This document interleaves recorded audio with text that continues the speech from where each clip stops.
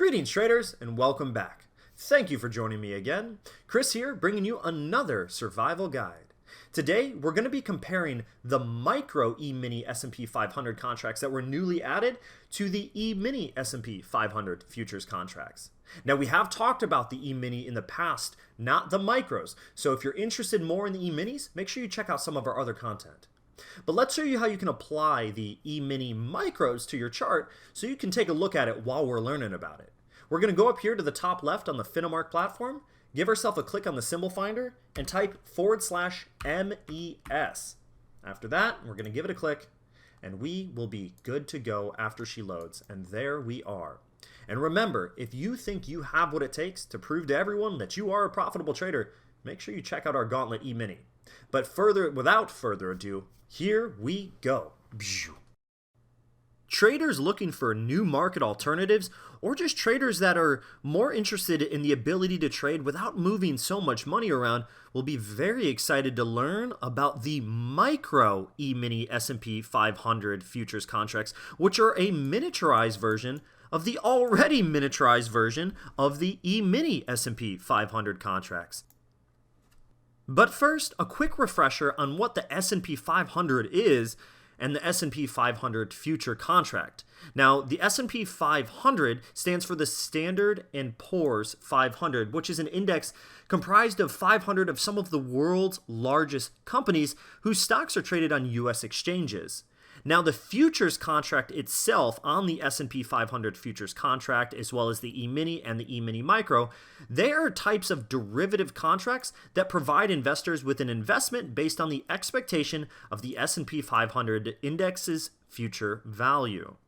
Now, the S&P 500 itself is common among stock portfolio managers looking to hedge their risk over a given time frame because the S&P itself has some of the most legendary performance that we can find of any indexes out there. It has a very, very stable curve and regularly outperforms over 95% of money managers like we've discussed in the past. Quite incredible indeed.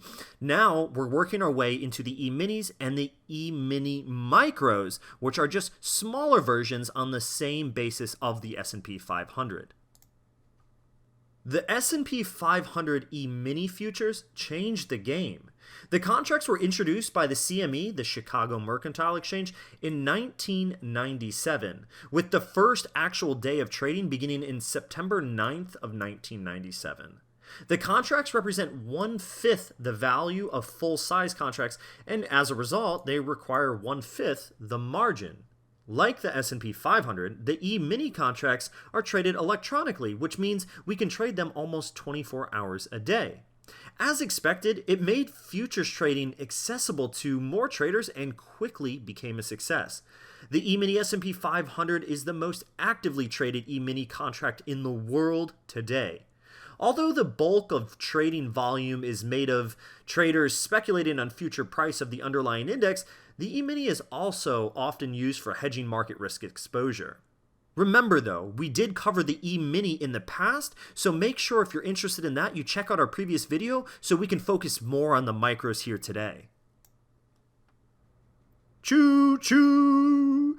Despite the success and overwhelming popularity of the E-mini S&P 500 Futures Edition, the CME didn't stop there and say hello to the micro E-mini S&P 500 Futures contract, and that is a mouthful. The S&P 500 Micro E-mini officially commenced trading on May 6 of 2019, obviously very recently, but boy was it warmly welcomed and still currently is by the trading community. The Micro E-mini futures contracts are 1/10 the size of the regular E-mini contract. The micros hit a volume of almost 417,000 traded contracts barely a month later on June 3rd of 2019. So why did the CME launch the micro E-minis if the E-minis were already so popular? Well, aside from the fact that they're striving overachievers, they wanted to make the market more appealing and accessible to those that don't have as much capital and or don't feel as comfortable with large amounts of money moving around per tick.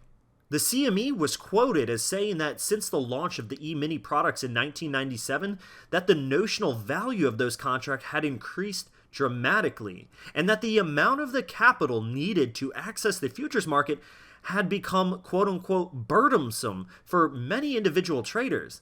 And to make the market more accessible to all, the CME launched the Micro E-mini suite of futures, which feature multipliers of 1/10 the size of their E-mini counterpart. So in short, the CME group pulled a good guy move and tried to make the cost of trading lower to open the doors to more that are interested. When we take a look at the contract specs side by side, which can be found on our blog, you can see some of the differences just right off the bat between the E-mini futures and then the micro E-mini futures contract option here for the S&P 500.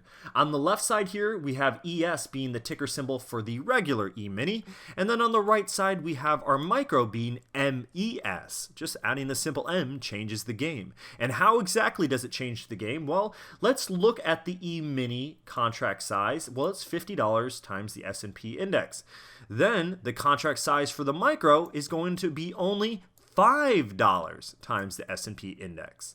When it goes down to the minimum price fluctuation, it is going to be 0.25 index points equaling $12.50, whereas 0.25 index points with the micro is only going to be $1.25. What a deal!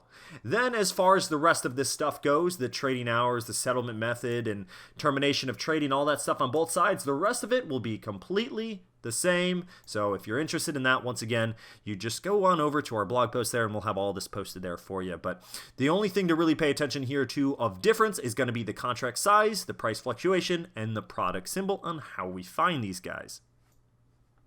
Having covered the E-mini micro futures contract side by side with the regular E-mini contract, we've already highlighted some of the differences, but let's go through them in a little bit more detail. The first is the tick size. A tick refers to the measurement of the upward or downward movement in the price of a contract. It's not necessarily talking about that evil bug that bites us in the woods. It's used to determine the profit or loss made on a particular trade, and it's based on its movements from its original purchase price. With the S&P 500 E-mini, this guy here, our point size is going to be 0.25 index points like we covered. And because the minimum price change is going to be $50, that means that 0.25 times 50 means our minimum tick value is going to be $12.50. When we go right on over here to the micro E-minis, it's going to be $1.25, and we can already see how that's broken down. 0.25 times $5 equals minimum of 1.25. Then we have the cost to trade.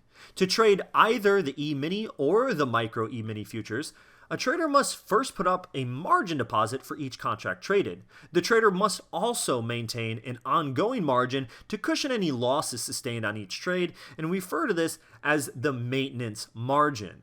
The S&P 500 E-mini futures contract is essentially the same as the E-mini except 1/10 the size, as we already discussed with how the tick size breaks down.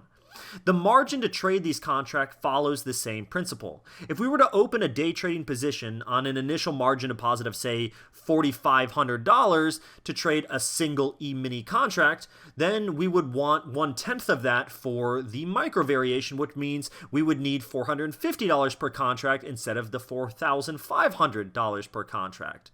This makes it an attractive option for newbie investors or just somebody that isn't looking to trade with such a large amount of capital. Now, these are just the initial margins. We'll also need to factor in the margin coverage for each position we take. And it's also worth noting that some brokers require additional margin, but that will be on a case-by-case basis. Next comes who it's for. Anyone who knows what they're doing can enter the S&P 500 futures market and come out with some pretty good gains, assuming they know what they're doing. Unfortunately, the capital required to take up positions is often a huge barrier to traders. So it essentially boils down to how much you are able and willing to put up. Then there's also the matter of your risk appetite. Most beginner traders opt for the micro E-mini since it presents a much lower risk exposure than the E-mini contract, like we were talking about with the cost to trade. This isn't to say that institutional investors can't invest in the micro E-mini futures, but it's more common that they would be in the E-mini or full-size variation. And finally, we have the contract size. The contract size for futures refers to the value of the contract based on the price of an underlying futures contract times a contract-specific multiplier. The contract-specific multiplier of the E-mini S&P 500 is $50. Therefore, to get the contract size, it needs to be multiplied by the S&P 500 index price. So, if the S&P 500 is trading at, say, $2,600, the value of the contract would be 50 times $2,600, which would be something like $130,000. For the micro E-mini, however, the contract size is smaller because the contract-specific multiplier is $5, as we can see over here. Therefore, a contract size would be $5 times 2,600, which equals only $13,000 instead of the $130,000. In some of our previous discussions, we went into great detail about what moves the S&P 500, so make sure to check that out if you are interested in the in-depth explanation, but I thought it was crucial to include this in this video as well. These are the things that move the S&P 500, which means these are the things that will be moving the market, whether you're trading the E-mini, the E-mini Micro, or the S&P 500 Standardized Contract Futures Variation. It doesn't matter. We have the Federal Reserve policies. As the Federal Reserves change their policies, we see heavy market moves in the S&P 500. When we have global economic relations that are struggling due to the fact that the S&P 500 companies are strongly global in a lot of their requirements and how their companies operate, we see strong moves in the S&P 500 itself as a result. And then finally, we have the political developments down here at the bottom. During times of presidential elections and other various heavy political agenda influencing type deals, we see heavy moves in the S&P 500 as well. And once again, when the S&P 500 moves, obviously the prices of the S&P 500 E-mini Micro moves, because what is the E-mini Micro moving on? It is moving on the value of the S&P 500 itself. But once again, if you want to cover this more in detail, make sure you check out some of our other content that we already have out there for you. In conclusion, as long as the S&P 500 continues to showcase incredibly steady performance, relatively speaking, with very, very impressive gains, oftentimes outperforming the vast majority of money managers out there just by itself, it's going to be a very good thing to be aware of all of the different ways that we can go about investing in the S&P 500. And with the newest way being the micro E-mini variation, it has opened the doors tremendously for the starting capital limit to be much lower, allowing many more people to get involved in the trading game and get going that were previously unable to do so or afraid to do so due to the daunting amount of money needed to trade. It's a beautiful, beautiful market with a very strong amount of liquidity and very beautiful market moves. I'm a big fan of the ES myself, as well as the micro E-minis, and I strongly encourage that you check them out as well and see if they're right for you. But until next time, thank you for joining me again, everybody. Make sure you click the like and subscribe button below, and don't forget, if you think you have what it takes, if you think you are good enough, show us you're good enough, and check out the Gauntlet Mini. Cheers, guys. Over and out. Psh.